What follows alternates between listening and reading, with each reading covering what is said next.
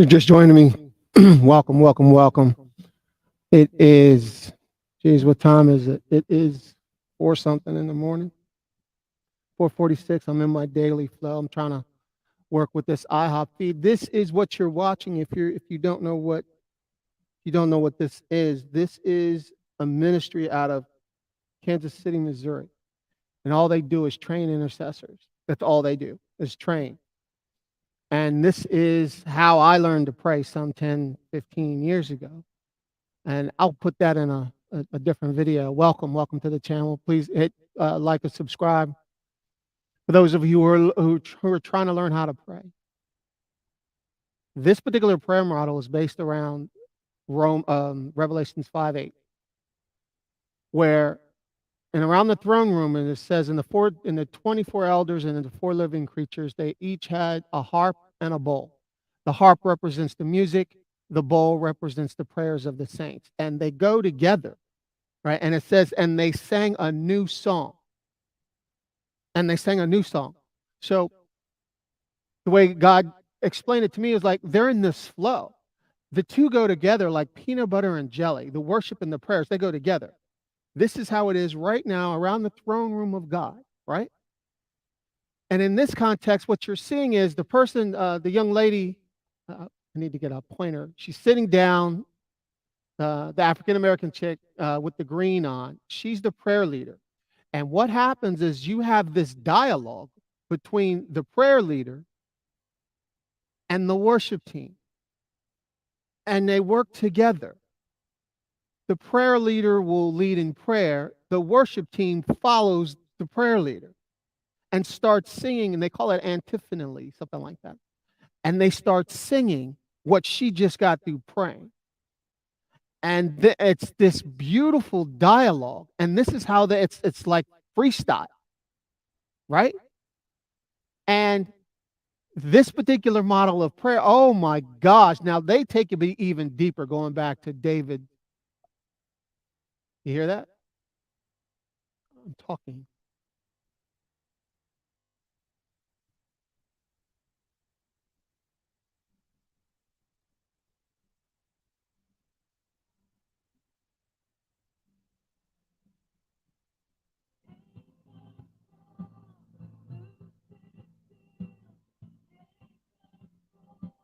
I don't even know which one is playing. I'm confused myself now in this stream.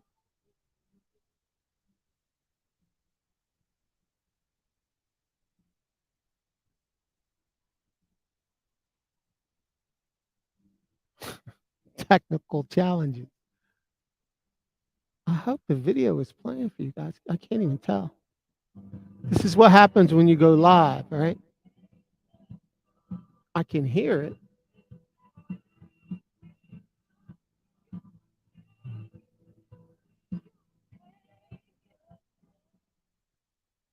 I've got a link down to the live feed in YouTube. But this is what, and they have different sets, right? And there's some sets where there's a set where there's like three sets. There's an intercession set, devotion set, and worship with the word. This is, I believe, worship with the word because the intercessor is sitting down. Usually the intercession sets, you'll see them stand at this podium right here. And it's a beautiful thing to watch. And it's a beautiful way to learn because they always start out with the prayer. They'll start out where in scripture they're starting from. And this is how you pray for hours. And what you learn is how to pray over the, you see, she's grabbing a microphone, where they pray over nations. They pray to God. To God. They sing to him. And they ask. Now, here, I'm going to shut up. Looks like she's getting ready to pray.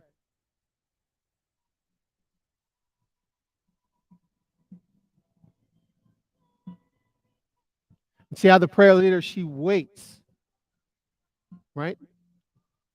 It's a conversation. It's a dialogue.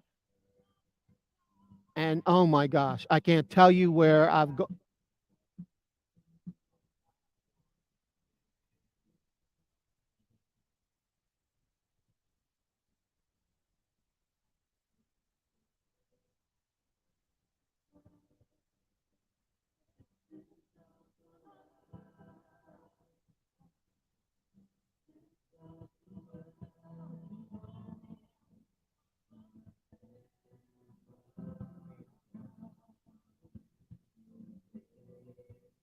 to take the scroll.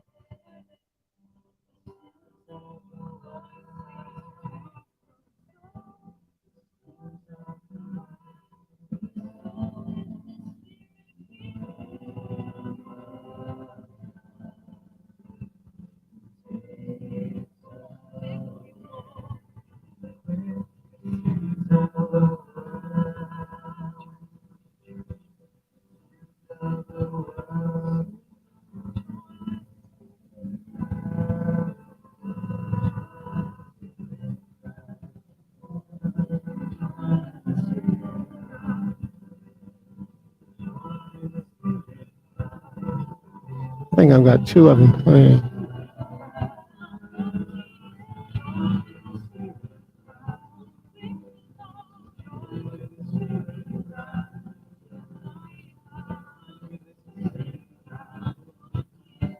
Am I playing two screens?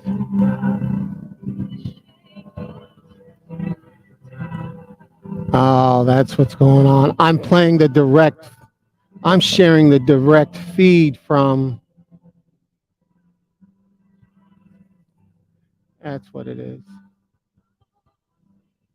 Turn this one off.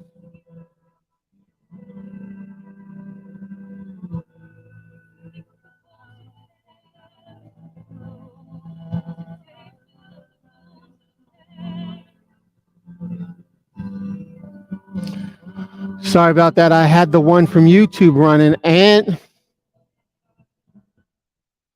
I had the one from YouTube running and I had the one from the main feed. This is the main, they run directly from their webpage from this here. Watch the prayer room. And I'm running the stream that's directly in YouTube. So that's why if it sounds muffled or whatever, that's what happened. So sorry about that, but it's the beauty of being live. You can make mistakes. Show you that this isn't. I'm here to serve those who are looking how to pray, how I learned, and I can tell you this: your prayer life is going to go to another level, and most people aren't going to be able to understand how you got so powerful so fast.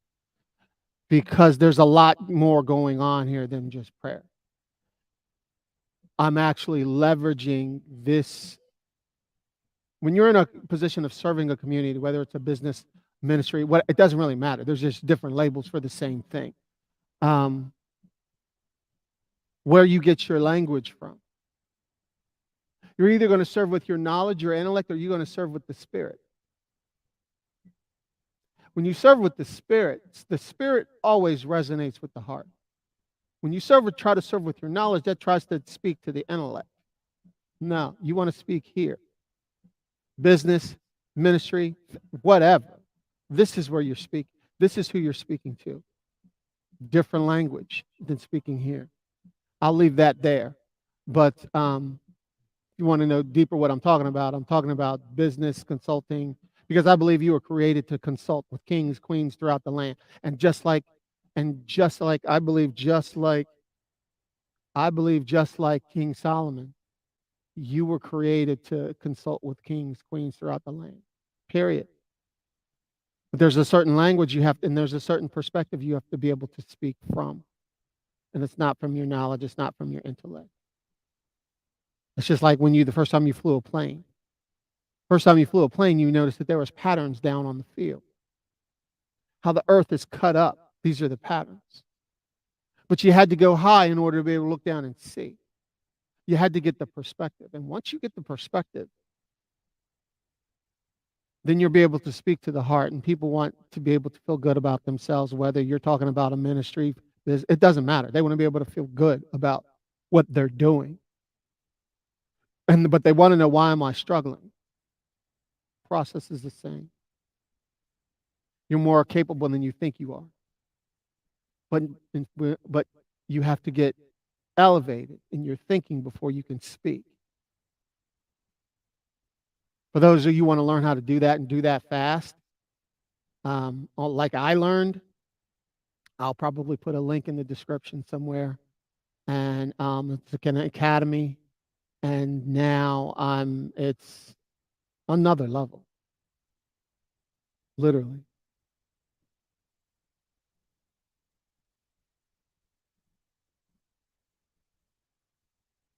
But this is how I learn. This is how I grow fast.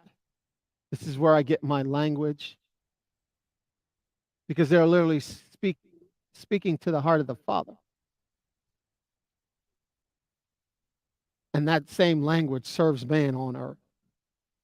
The same intention. It's your intention to serve. That's the only key you need to learn.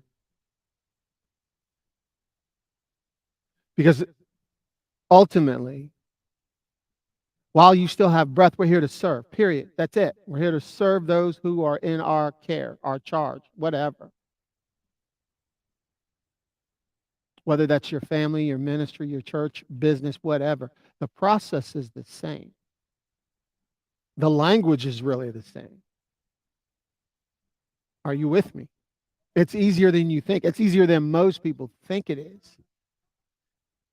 But you got to get the perspective to be able to speak from that perspective. When you speak from that perspective, oh my gosh, what opens up for you? It's not even, it's crazy. It's absolutely crazy. And I'm just here to serve those who I'm here to serve. So if you let me,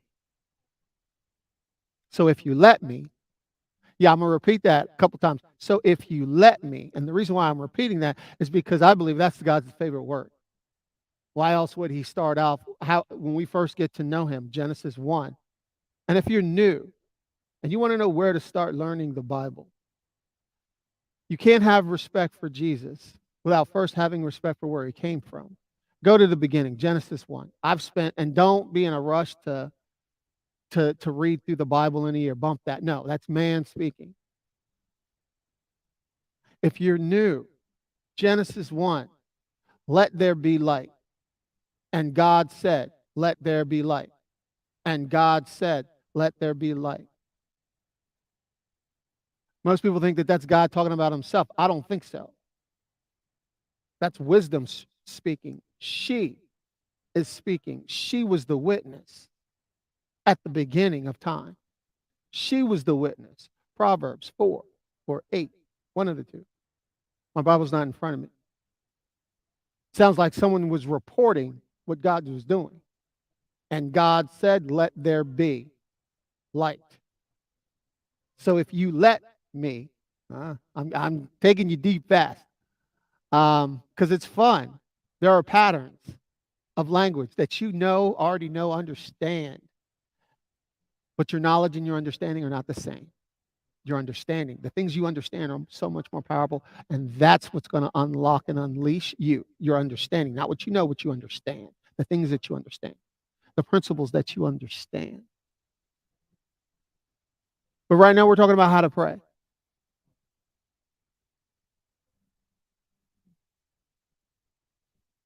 And the Spirit and the bride say, come.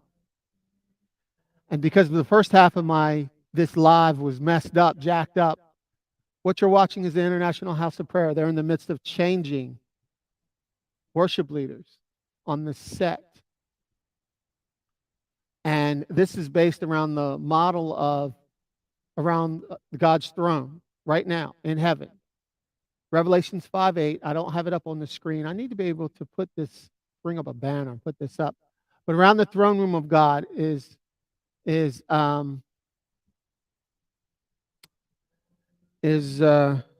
worship and prayer. They're like peanut butter and jelly. They go together.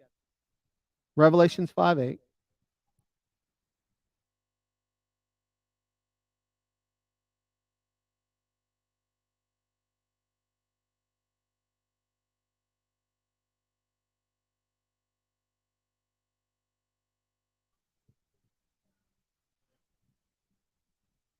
This is the model of prayer.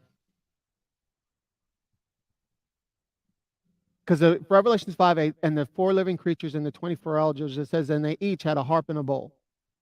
The harp representing the music, the bowl representing the prayers of the saints, the incense, right? The harp and the bowl, the incense, right? So this is what this model is based off. The young woman sitting in the chair with the green jacket on, she's the prayer leader. And then you have the worship team, and they're in this dialogue, and they What she prays, they sing.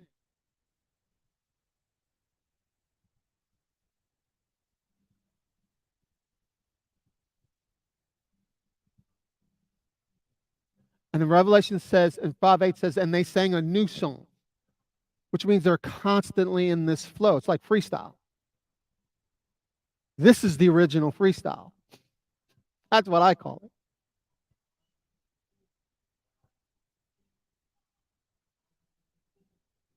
The joy with the Spirit of Christ.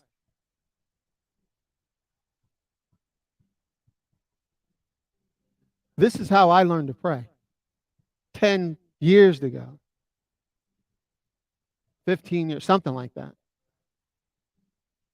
And this is how you pray for hours. I mean, they run this thing, IHOP Kansas City, right? IHOP Kansas City.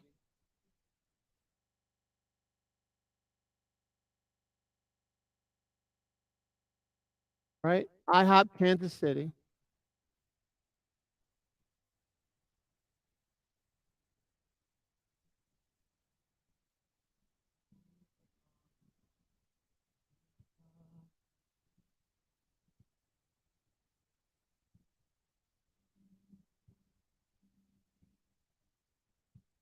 Did you catch that?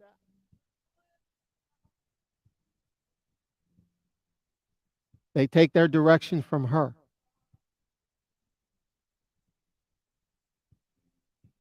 She takes a passage.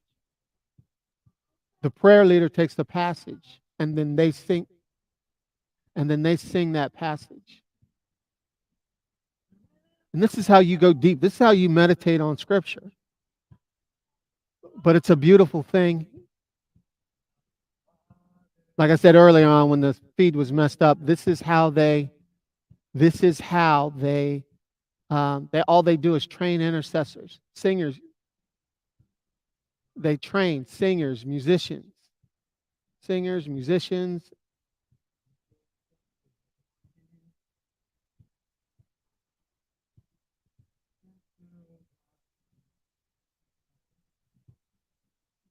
I found them in the middle of the night when I was going through something with my family, my wife.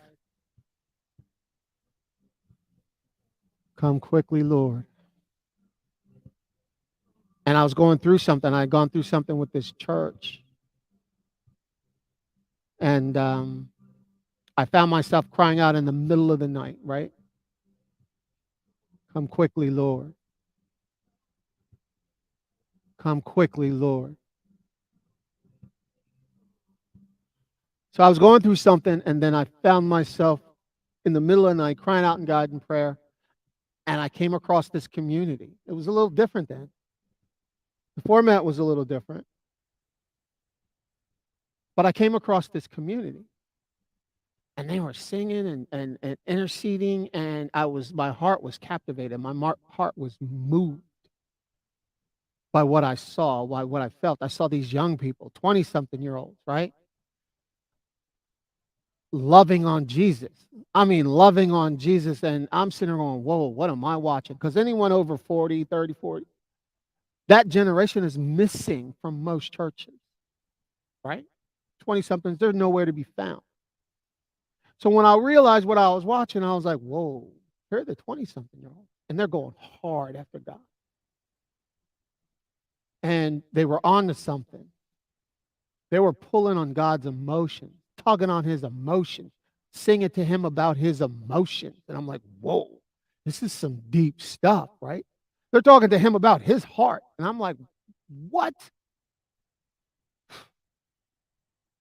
Fortunately, I realized and recognized that what I was watching and witnessing was special. And because it was special, I paid attention. I'm like, they're on to something. I don't know what I'm watching, but my heart was engaged. Where she's standing now at that podium, that's where the intercessors during intercession sets, that's where they normally stand.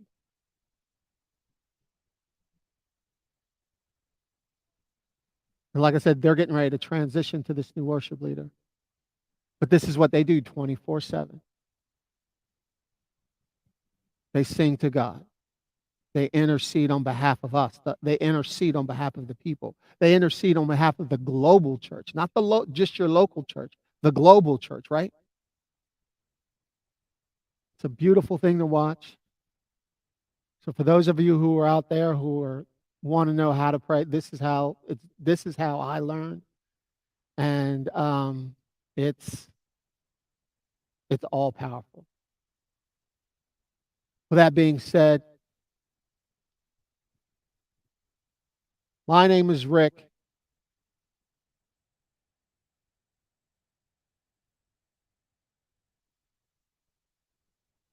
And if this has helped you in any way, reach out to me, let me know. And I appreciate you. I appreciate your time. I'm doing this every morning. I'm trying to get my setup correct so that this is how I serve the global community. Right? So what I encourage you to do as I tag off here in this particular moment until you catch me live again, click the link in the description and to go to the live feed or go check out IHOP Kansas City. If you're wondering about your calling, I thought I was a musician. For the longest time, I thought I was a saxophone player. God's like, nope. That's just how you create incense to me. That's not who you are. And I was like, what? He hit me with that. He hit me with that word. Because there's scripture that says, and the incense on the altar shall never go out. Shall never go out. And once I get my setup, I'm going to have these scriptures for you. But what you're watching is incense going out over the land. This is the incense. With that being said, my name's Rick. I'm out. I'll talk to you soon.